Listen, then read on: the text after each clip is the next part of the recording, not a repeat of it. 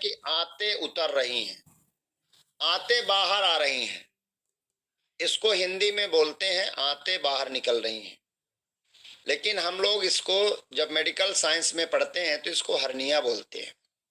Hernia का मतलब होता है, इसकी डेफिनेशन की अगर बात करें, हम कुछ प्रयास करेंगे कि आपको साधारण शब्दों में समझा सके। लेकिन कुछ ऐसी मेडिकल टर्मिनोलॉजी होती है जिसका हिंदी में अनुवाद करना थोड़ा कठिन होता है, लेकिन आपके समझ में आएगा, ऐसी बात नहीं है। हम आपको पूरा समझाने का प्रयास करेंगे, क्योंकि हमारे जो भी साथी यहाँ 9 PM में बैठ रहे हैं, संडे के दिन आते हैं, वो स्वास्थ्य क्रांति के प्रहरी तभी बनेंगे, वो स्वास्थ्य क्रांति के प्रहरी तभी बनेंगे जब उनको अपने मर्ज के विषय में जानकारी प्राप्त होगी। अपना मर्ज हमको जानने का पूरा अधिकार है। और हम अगर हर्निया की बात करें तो हर्निया की डेफिनेशन है प्रोट्रूजन ऑफ द विस्कस और part of the viscous through the weakest point of the wall of cavity. अब इसको हिंदी में हम बात करेंगे। प्रोट्रूजन माने निकलना, बाहर निकलना। प्रोट्रूजन ऑफ द विस्कस माने होता है आर्गन, शरीर के अंदर का आर्गन अगर बाहर निकलता है, प्रोट्रूजन ऑफ द विस्कस, और पूरा आर्गन बाहर आता है, और पार्ट ऑफ द विस्कस, अथवा उस आर्गन का कोई एक हिस्सा बाहर आता है, या तो पूरा आर्गन बाहर आता है या तो उस आर्गन का एक छोटा सा भाग बाहर आता है। प्रोट्रूजन ऑफ द विस्कस और पार्ट ऑफ द विस्कस कहां से आएगा? Through the weakest point of the wall of cavity. जो हमारा एब्डोमिनल वॉल है, उस एब्डोमिनल वॉल का, जो हमारा पेट है जिसको हम बोलते हैं, पेट कहते हैं, एब्डोमिनल वॉल कहते हैं, उसका जो सबसे कमजोर हिस्सा होगा, हमारे पेट का जो सबसे वीकेस्ट पॉइंट होगा, कमजोर भाग होगा, वहां से अगर अंदर के आर्गन या तो पूरे आ रहे हैं बाहर, या तो उसका एक अवयव बाहर आ रहा है, जिसको हम लोग हर्निया बोलते हैं। लगभग लोगों के समझ में आया होगा। एक बार फिर से हम बात करेंगे। प्रोट्रूजन ऑफ द विस्कस और part of the viscous through the weakest point of the wall of cavity, अर्थात हमारे इंटरनल ऑर्गन का कोई हिस्सा यदि बाहर आता है, पूरा बाहर आता है उस ऑर्गन का, या कोई उस ऑर्गन का एक पार्ट बाहर आता है, जहां पर हमारे एब्डोमिनल पार्ट का सबसे कमजोर हिस्सा होता है, वहां से बाहर निकलता है, उसको हम लोग हर्निया बोलते हैं। इस हर्निया में 3 चीजें होती हैं। पहली चीज होती है जिसको सैक कहते हैं, दूसरी होती है कवरिंग कहलाती है, और तीसरा होता है कंटेंट्स कहलाता है। तो सैक जो होता है, सैक पेरिटोनियल लेयर का बना होता है। हमारे पेट के अंदर एक लेयर होती है जिसका नाम होता है पेरिटोनियल लेयर, पेरिटोनियल कैविटी। उस पेरिटोनियल लेयर की जो बनी होती है उसको सैक कहते हैं। कवरिंग जो होती है एब्डोमिनल वॉल की बनी होती है, उसको कवरिंग कहते हैं।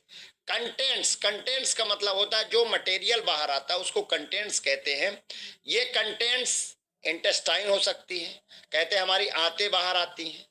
इंटेस्टाइन अगर बाहर आ रही था, ज्यादातर 80% हर्निया में इंटेस्टाइन ही बाहर आती है, आंतें ही बाहर आती है, जिसको इंट्रोसिल कहते हैं। दूसरा ओमेंटम अगर आ रहा है बाहर, ये भी स्मॉल इंटेस्टाइन का एक पार्ट होता है, उसको बाहर आता है, जिसको ओमेंटोसिल कहते हैं। या कोई इंटेस्टाइन का दूसरा भाग, छोटा सा पार्ट अगर बाहर आ रहा है, उसको हम लोग अलग अलग नाम से जानते हैं। इसके अगर प्रकार की बात करें, अगर इसके टाइप्स की बात करें, तो ये लगभग 5 तरह का हर्निया होता है। पहला हर्निया कहलाता है जिसको कहते हैं inguinal hernia. Inguinal hernia inguinal canal के अंदर से होता है, जिसको इंग्वाइनल हर्निया कहते हैं। दूसरा फीमोरल हर्निया, फीमोरल जो हमारी वेन्स होती है उसके आसपास से अगर कोई कंटेंट्स बाहर आते हैं, उसको फीमोरल हर्निया कहते हैं। तीसरे तरह की हर्निया होती है जिसका नाम है एपिगैस्ट्रिक हर्निया। एपिगैस्ट्रिक आप लोगों ने देखा होगा किसी भी व्यक्ति की नाभि जो होती है, जिसको हम अम्बलाइकल बोलते हैं, अम्बलाइकस बोलते हैं, नाभि में किसी किसी को उभार रहता है, कहते हैं उसकी गूदी बाहर आ गई, गूदा बाहर आ गया, उसका अम्बलाइकस बाहर निकल रहा है, उसको अम्बलाइकल हर्निया कहलाता है। चौथी तरह की हर्निया कहलाती है एपिगैस्ट्रिक हर्निया। आप लोगों ने देखा होगा, जो यहाँ का पॉइंट होता है, किसी को जहाँ हमारी रिब्स खत्म होती है वहां पर किसी किसी को उभार रहता है, उसको कहते हैं एपिगैस्ट्रिक हर्निया। और पांचवें तरह की हर्निया कहलाती है इंसिजनल हर्निया। इंसिजनल हर्निया का मतलब होता है, आपने देखा होगा कि किसी का ऑपरेशन हुआ, ऑपरेशन में चीरा लगाया जाता है, इंसिजन दिया जाता है, और जहां से चीरा लगाने के बाद उसमें टाके लगते हैं, तो वो जहां चीरा लगता है वो हमारे पेट का, एब्डोमिनल कैविटी का सबसे कमजोर हिस्सा होता है, और वो कमजोर हिस्सा पाके वहां से आर्गन बाहर आने लगते हैं, जिसको कहते हैं इंसिजनल हर्निया। ये 5 तरह का हर्निया हमने बताया, इंग्वाइनल हर्निया, दूसरा फीमोरल हर्निया, तीसरा एपिगैस्ट्रिक हर्निया, चौथा अम्बलाइकल हर्निया, और पांचवा इंसिजनल हर्निया। ये 5 प्रकार हर्निया के होते हैं, पांचों के अलग अलग टाइप्स हमने बताए। दूसरे तरह के अगर बात करें तो 2 तरह के और हर्निया होते हैं, एक रिड्यूसेबल होता है, एक इरिड्यूसेबल। रिड्यूसेबल का मतलब होता है, अगर हम हाथ से उस आंत को प्रेस करते हैं तो अंदर कंटेंट्स चले जाते हैं, रिड्यूस हो जाता है, उसको रिड्यूसेबल कहते हैं। एक तरह का ऐसा हर्निया होता है कि जब आंत बाहर आती है तो बाहर ही रह जाती हैं, आपके हाथ के प्रेस करने के बाद भी वो आंतें ऊपर नहीं जाती, उसको इरिड्यूसेबल हर्निया कहते हैं। वो अपनी जगह पे कंटेंट्स वापस नहीं जाते। तो ये 2 तरह के ये हर्निया के दूसरे टाइप्स होते हैं। तीसरा और प्रकार होता है कंप्लीट और इनकम्प्लीट। कंप्लीट हर्निया, अगर वो कंटेंट्स टेस्टिस को पूरा कवर कर रहे हैं, हमारे टेस्टिस को पूरा कवर कर रहे हैं, उसको कहते हैं कंप्लीट हर्निया। अगर टेस्टिस के आधे भाग को कर रहे हैं, उसको इनकम्प्लीट हर्निया कहते हैं। चौथे तरह का एक और क्लासिफिकेशन है, जिसको डायरेक्ट हर्निया कहते हैं, इनडायरेक्ट हर्निया और डायरेक्ट हर्निया। इनडायरेक्ट हर्निया, अगर हमारे कंटेंट्स इंग्वाइनल कैनाल के अंदर से आ रहे हैं, इंग्वाइनल कैनाल के अंदर से आ रहे हैं, उसको इनडायरेक्ट हर्निया कहते हैं। अगर इंग्वाइनल कैनाल के अलावा कहीं से डायरेक्ट आ रहे हैं, उसको डायरेक्ट हर्निया कहते हैं। इंग्वाइनल कैनाल के अंदर से आ रहे हैं तो इनडायरेक्ट, और इंग्वाइनल कैनाल के अलावा कहीं से आ रहे हैं, उसको डायरेक्ट हर्निया कहते हैं। इंग्वाइनल हर्निया, ज्यादातर आज के डेट में जो हर्निया होती है वो इंग्वाइनल हर्निया होती है। इंग्वाइनल है क्या? 2 इंग्वाइनल होते हैं। हमारे नाभि के नीचे दाहिने साइड में जहां प्यूबिक क्रिस्ट होता है, वहां पर 2 ऑब्लिक लाइन होती है। ये इंग्वाइनल कैनाल जो होती है, एक मसल का प्लेक्सस होता है, ये मसल्स का बना होता है, जिसमें लगभग inguinal canal about 3.75 centimetre long, 3.75 centimetre लंबा एक ऑब्लिक लाइन होती है। ये दोनों तरफ होती है, राइट साइड भी लेफ्ट साइड भी, जिसको बोलते हैं इंग्वाइनल कैनाल। अगर इंग्वाइनल कैनाल में हर्निया डेवलप हो रही है तो उसको कहते हैं इंग्वाइनल हर्निया। ये प्यूबिक क्रिस्ट तक होती है। इस इंग्वाइनल कैनाल का डिफेंस क्या है? ये इंग्वाइनल कैनाल होती क्यों है?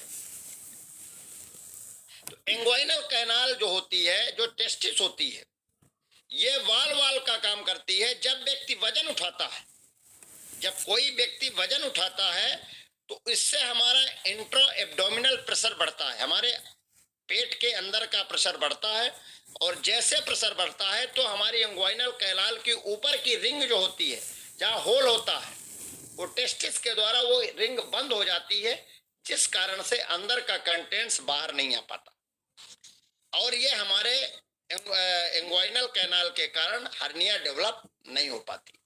दूसरा, ये इंग्वाइनल कैनाल ऑब्लिक होता है, तिरछा होता है, जिस कारण से कंटेंट्स अंदर नहीं आ पाते और हर्निया डेवलप नहीं हो पाती।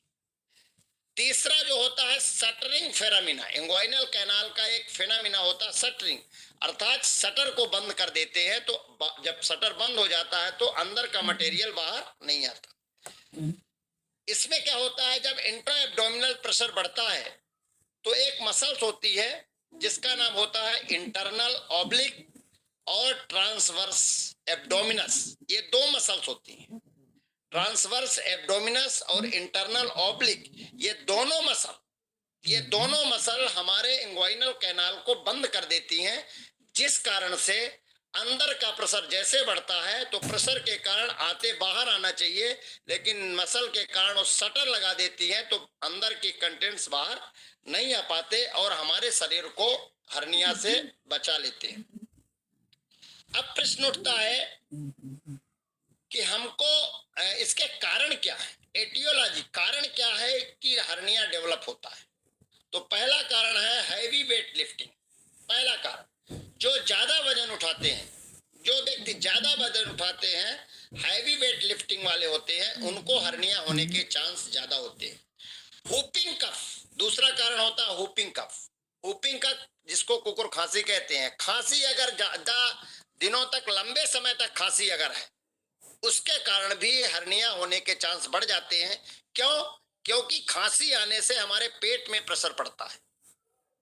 जब खांसी आती है तो पेट में प्रेशर पड़ता है, तो हमारा इंट्रा एब्डोमिनल प्रेशर बढ़ जाता है, और जैसे इंट्रा एब्डोमिनल प्रेशर बढ़ता है वैसे हमको हर्निया डेवलपमेंट होने के चांस बढ़ जाते हैं।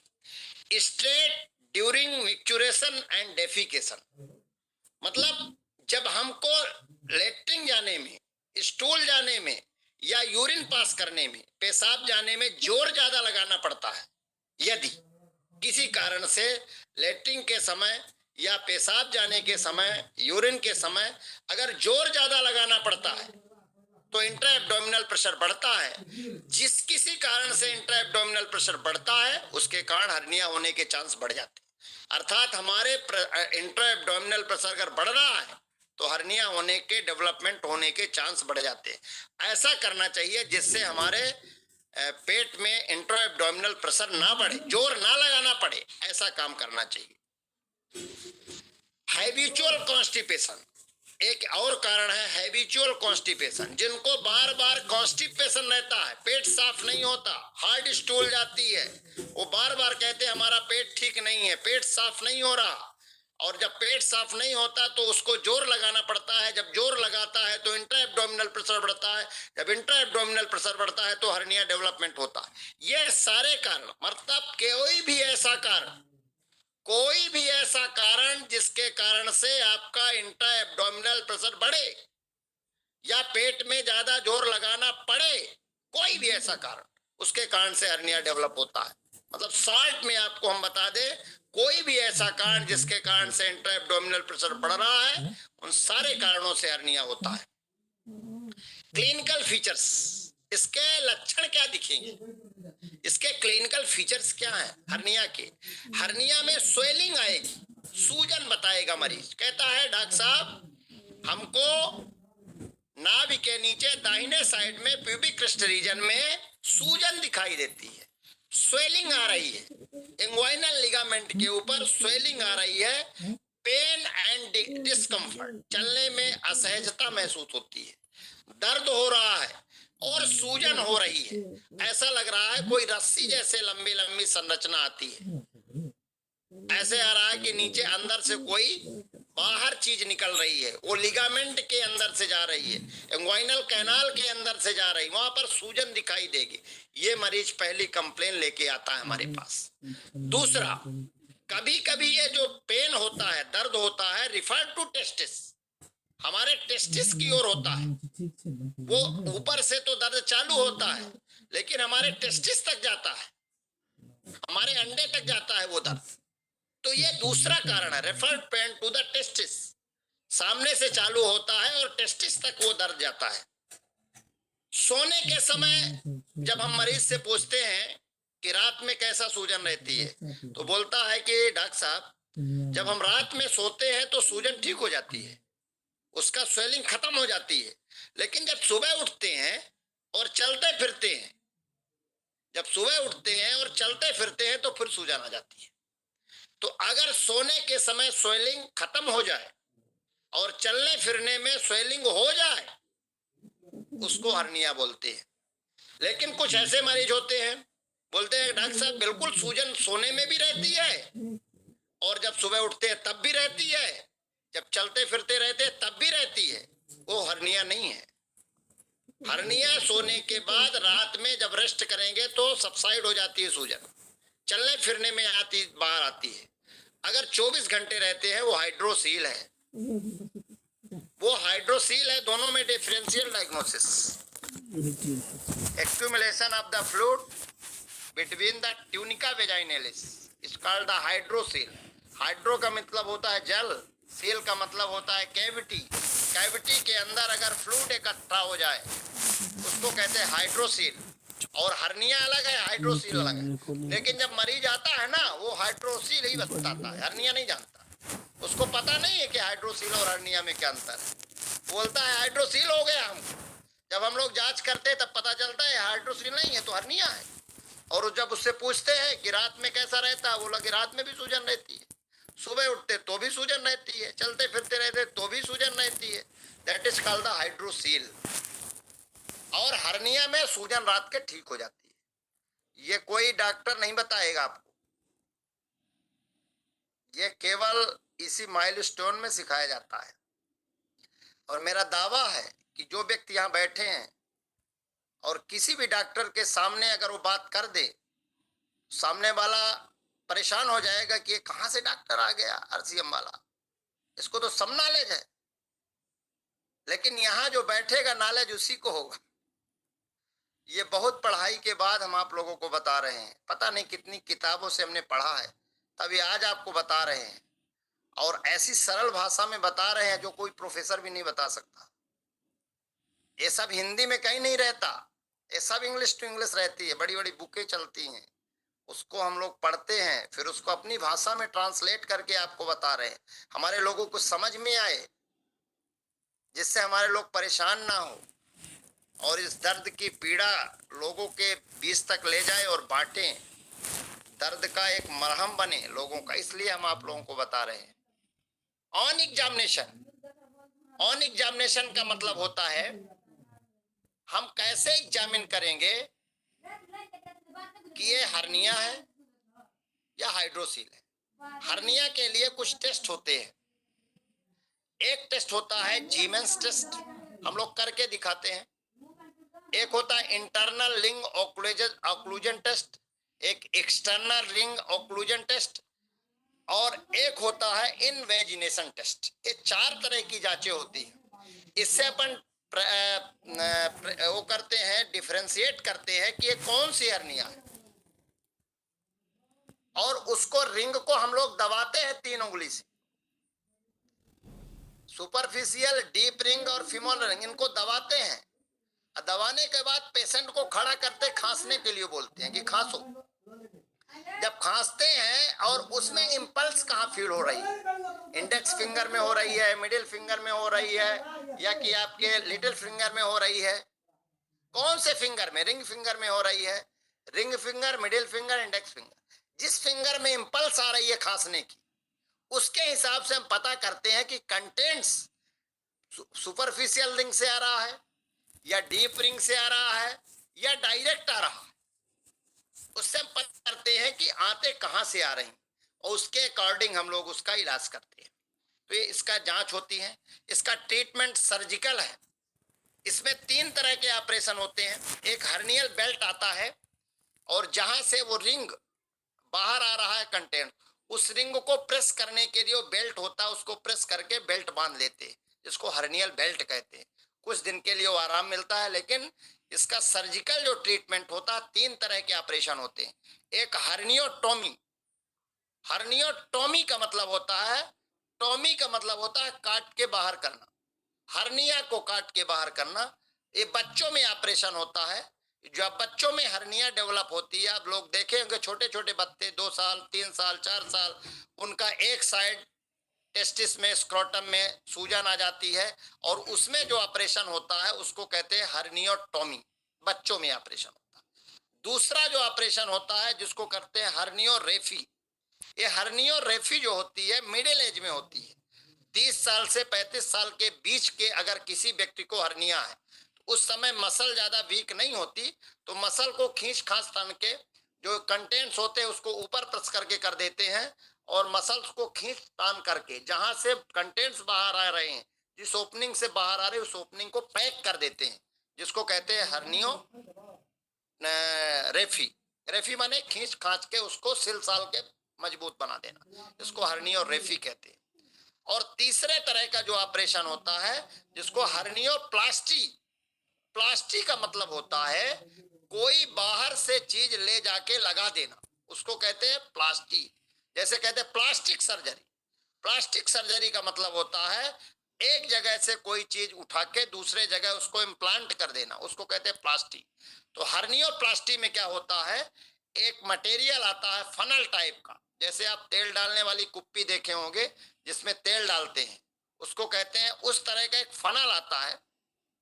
तो कंटेंट्स को ऊपर करके वो फनल को वहां जहां से ओपनिंग है, जहां से ओपन चीज है, उसको पैक कर देते हैं।